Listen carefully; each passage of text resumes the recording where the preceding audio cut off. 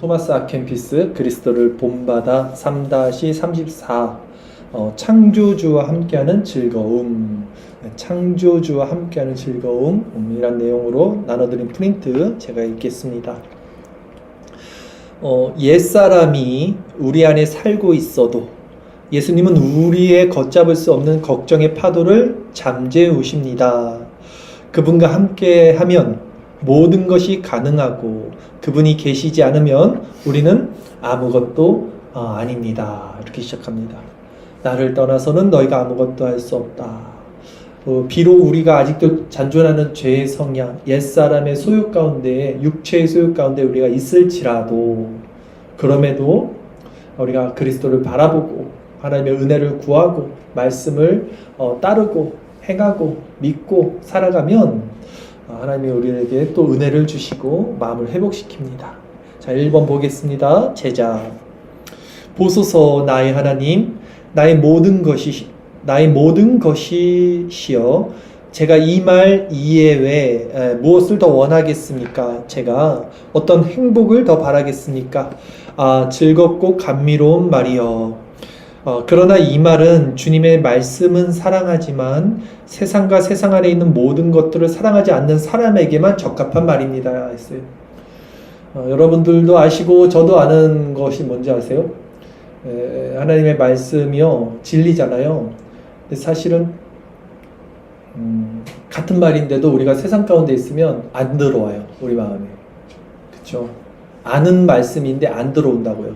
내가 육체의 소욕 가운데 있으면 결코 성령의 소욕이 우리를 지배하지 못합니다. 그걸 우리가 이해는 하고 지식으로는 수긍을 하더라도 우리 마음이 그것을 기뻐하지 않죠.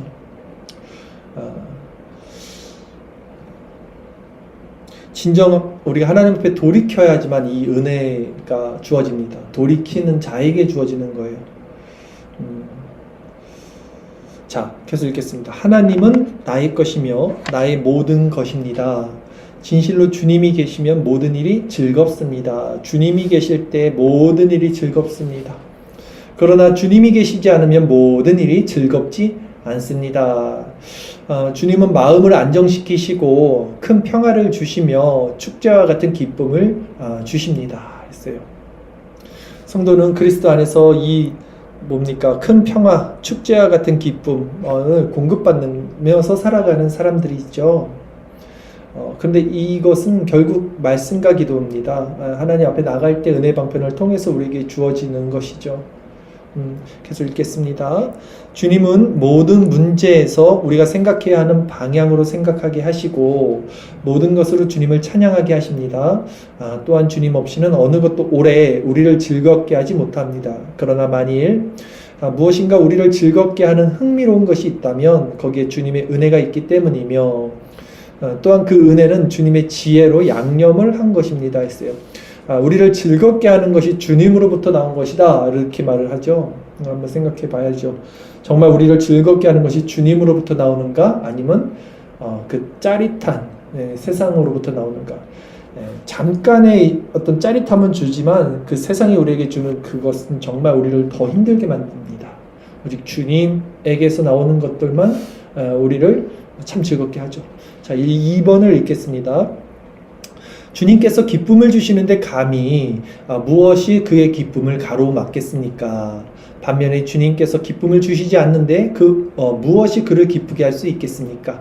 세상에서 지혜롭다 일컫는 사람과 육체를 즐기는 사람은 모두 주님의 지혜에 미치지 못합니다. 이것은 그들 안에는 철저한 허무함과 죽음만 있기 때문입니다. 했어요. 오늘 말씀 9절이 바로 이런 내용이죠. 성령을 따라 행하라. 육체 욕심을 그러면 이루지 아니하리라 했어요. 세상에 있는 어떤 그 기쁨, 그것들 우리는 이제 탐닉하죠. 우리가 주님으로 채워지지 않을 때는 그 공허함이 있죠. 근데 그 공허함을 세상의 것으로 채운단 말이에요, 인간들은. 근데 그것은 허무함이에요, 허무함. 이게 보면 철저한 허무함과 죽음만 있다 이렇게 말하죠. 목말라요. 계속 채워도 바닷물 마시는 것처럼 그 순간은 짜릿하죠.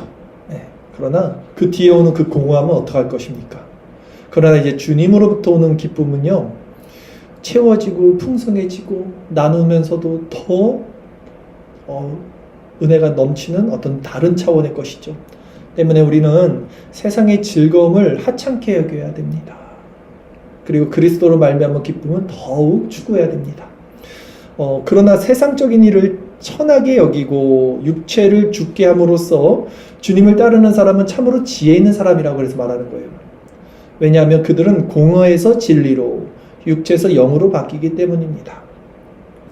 그들은 하나님을 선으로 생각하며 무엇이든지 피조물에서 선한 것이 발견되면 모든 찬양을 창조주에게로 돌립니다.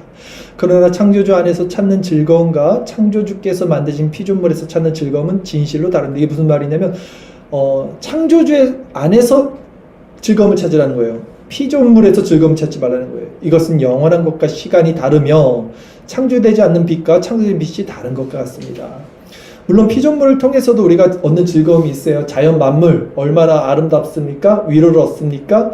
일반 은총이잖아요. 그러나 정말 좋은 것은 특별 은총, 하나님 안에서 찾는 거예요. 말씀, 그게 본질이라는 겁니다. 3번 읽겠습니다.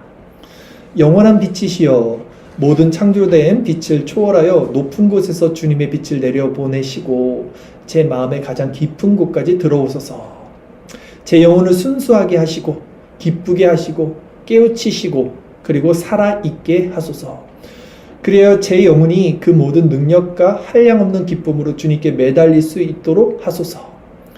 오래도록 기다려온 축복의 때가 언제야 오겠습니까? 영혼이 순수해지는 거예요. 생각이 단순해지는 거예요. 깨닫는 거죠. 기쁘게 되는 거. 그것이 살아있는 것입니다. 그것을 기다리는 거예요. 그것을 구하는 것입니다. 사실 굉장히 단순한 것 같이 말하지만 이 상태가요, 여러분 자연인들에게는 불가능하고 은혜를 잃어버린 사람들은요 이 상태로 다시 들어가는 것이 어쩌면 굉장히 먼 길이 될 수 있습니다. 실제 우리가 이런 상태를 경험하고 이제 잃어버리게 됐을 때 정말 많은 시간을 되돌아가야 될 수 있어요. 그 성령의 통치를 받지 못하는 상태, 하나님의 은혜가 떠난 상태가 정말 그래서 무서운 겁니다.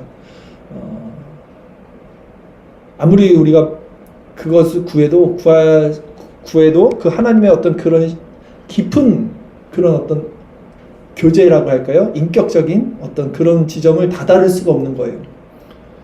우리가 죄에서 죄 짓고 이렇게 하나님께 떠나는 건 쉬워 보여도 다시 돌이키는 게 쉽지 않을 수 있습니다. 자, 계속 읽겠습니다. 언제 주님이 우리와 함께 하셔서 저를 만족시킬 것이며 영원히 저와 함께 하시겠습니까? 이것이 허락되지 않으면 기쁨은 완전할 수가 없습니다. 아직도 옛사람이 제 속에 살고 있어서 아직도 온전히 십자가에 못 박히지 않았고 완전히 죽은 것도 아닙니다. 옛사람은 아직도 강하게 성령과 싸우며 제 안에서 전쟁을 계속하고 있으며 제 영혼이 평화를 누리는 것을 허락하지 않고 있습니다. 했어요. 사실 이런 상태를 우리는 경험하는 것이 은혜입니다. 죄에 대해서 우리는 공고한 마음이 더 커져야 돼요. 오히려 괜찮다, 나 지금 괜찮다, 이게 제일 위험한 거고요. 진짜 나 너무 힘들다. 내 마음이 정말 선하게 살고 싶고 거룩하게 살고 싶고 성령의 통치를 받고 살고 싶은데 왜 나는 계속 죄만 짓지? 왜 나는 자꾸 이렇게 넘어지지? 왜 난 자꾸 이렇게 세상을 탐닉하지? 나 정말 괴롭다. 이 상태가 굉장히 중요해요. 근데 그 상태의 마음이 더 커져야 됩니다. 더 커져야 돼요. 그 공고함이 더 커져야 됩니다. 그 공고함이 우리 생명보다 커져야 돼요. 그럴 때 그리스도의 연합이 일어나는 거죠. 그러니까 그 공고함이 너무 커져서 그것이 우리 생명을 잠식하는 거예요. 그때 이제 우리가 그리스도와 함께 십자가를 못 받게 되는 겁니다. 자, 끝으로 4번 읽겠습니다. 그러나 굽이치는 바다를 다스리시며 몰아치는 파도를 잠잠케 하시는 주님이시여 일어나셔서 저를 도우소서.